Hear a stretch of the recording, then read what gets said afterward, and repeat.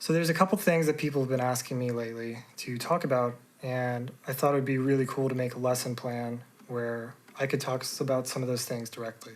So if somebody asks me about shapes, particularly arpeggios, how I use them when I'm improvising, I think it's really cool to incorporate this kind of thing into your practice routine.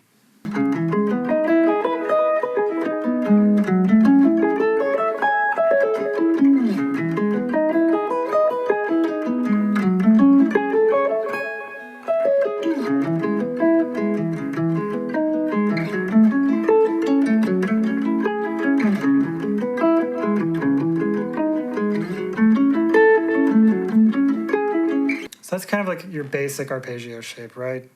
It's pretty much major and minor sevenths. I throw in some nines in there for color. I'll just start out with something simple. I'll pick any key and kind of like make a riff, and I'll jam around that. A lot of like improvising and a lot of arpeggios and scale work.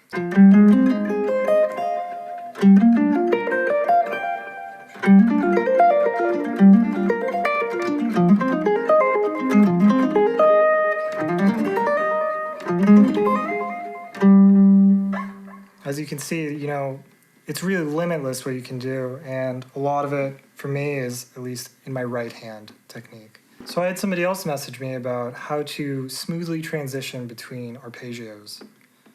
So if we're taking some of the shapes that I was talking about, so let's say we're still in B flat minor. You have that arpeggio. That's going to lead to this.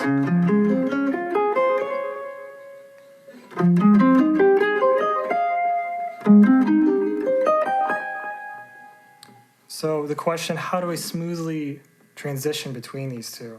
Because we're doing this all relatively in the same key, they have a lot of common tones, and you want to think about voice leading.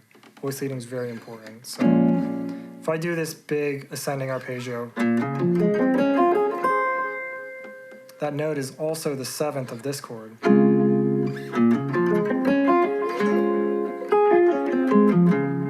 So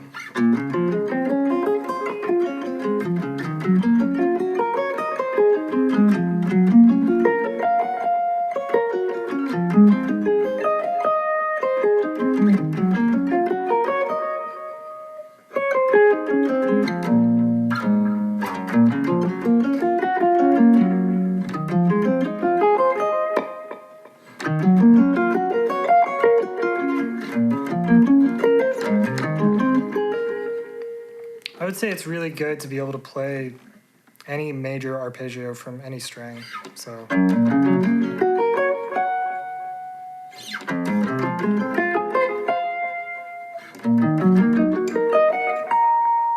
you get the idea. So on the topic of chords and modulation, one of my absolute favorite things to do with chords is take a minor 9 voicing. This is A flat minor 9. Just move it up a minor third. Maybe go another minor third. You can even go one more minor third. And the funny thing is, you've now completed a cycle.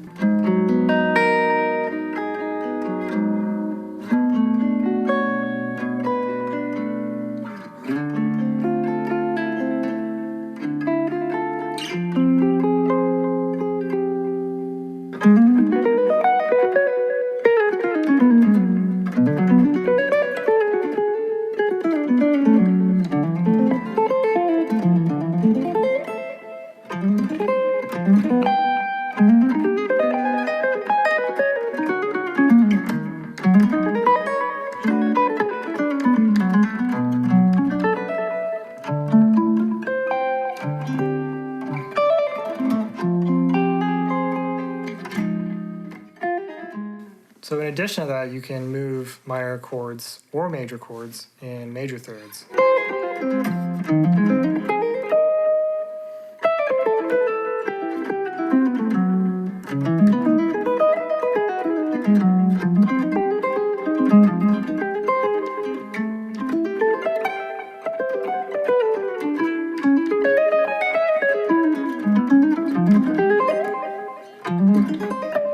So in addition to all this information about arpeggios, I think it's really important to develop a good practice routine and learning how to be accountable to yourself. Lately, I've been doing a lot of production work, a lot of beat making, while still trying to get better at the guitar, trying to learn so many different things. And the only way to possibly get all that done, in my opinion, is by being incredibly structured with your time. That isn't to say music shouldn't be fun. Music should be incredibly fun, but you should understand how valuable time is. Dedicate 25 minutes. 25 minutes completely uninterrupted. When you're done with that, you take a 5-minute break. You do this 4 times in a row, and then you take a much longer break. Another thing I really like to incorporate into my playing is the use of modes. Modes are really powerful. It's a cool way to spice up your harmonic language. So, just a regular A major chord, pretty boring. This is Lydian with a sharp 11 or a flat 5. And this is just a really beautiful sound. Maybe out of context it might sound weird to you, but I'm sure that you've actually used it before, whether you realize it or not. So, it's a very toast and a bossy sound. So if we're in the key of E major, E is going to be your 1, and in this case, A would be your Lydian, your 4. Now, in the same key, if we are still in E major, and we wanted to do Dorian,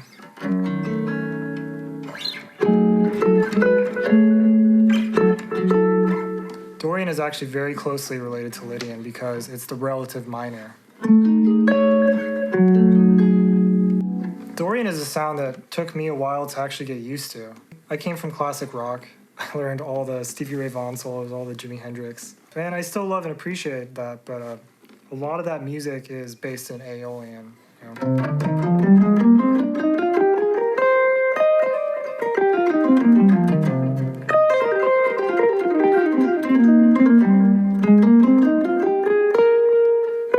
A little bit of harmonic minor.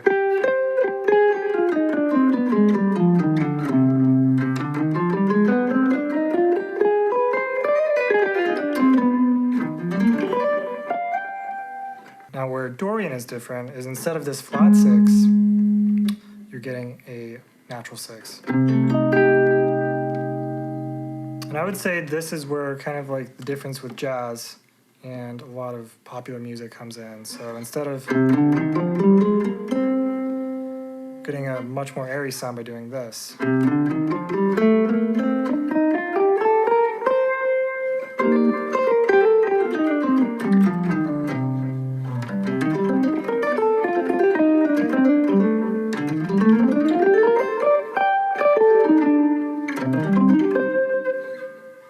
so I'm going to play a little bit for you now, and I'm going to give you some examples of everything that we've talked about today.